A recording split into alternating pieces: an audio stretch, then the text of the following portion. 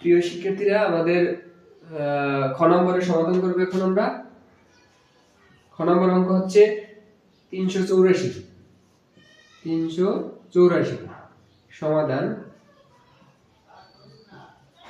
সুতরাং 384 কে মৌলিক গুণনীয়কের সাহায্যে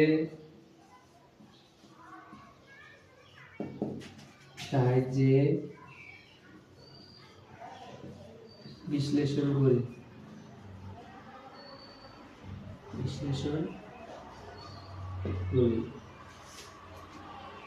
এবার আমরা লসাগু করব 384 এর সর্বপ্রথম। যেহেতু আমার ডান পাশে জোড় সংখ্যা আছে, তাহলে আমি জোড় দিয়া নেব। পৃথিবীতে একমাত্র জোড়া মৌলিক সংখ্যা হচ্ছে 2। 2 4 মধ্যে যায় 2 বার, 2 দুগুণে 4, 9 দুগুণে 18, 8 হাতে আমার 1, 2 একে 2 আর 1 3, আবার 2 দিয়ে যায়,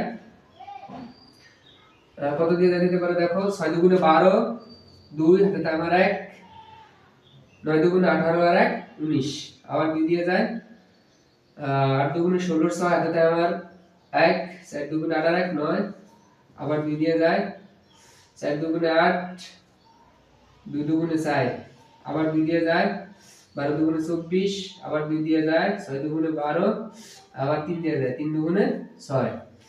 ওকে, আমরা 384 এর মৌলিক গুণনীয়ক পেয়ে গেছি।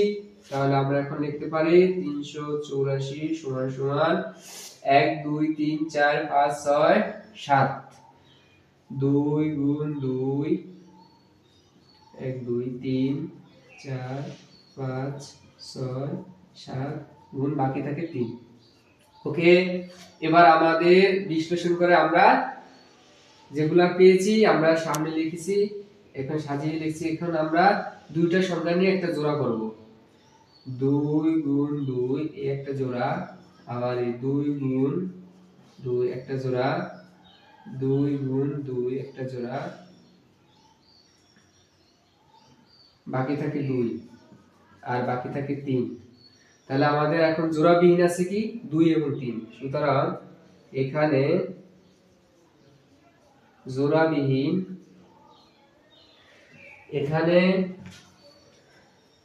2 এবং 3 জোড়াবিহীন।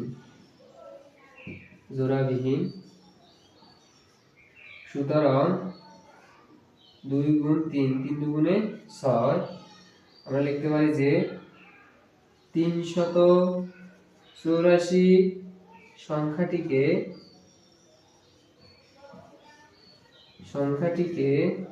6 দ্বারা গুণ করলে গুণফল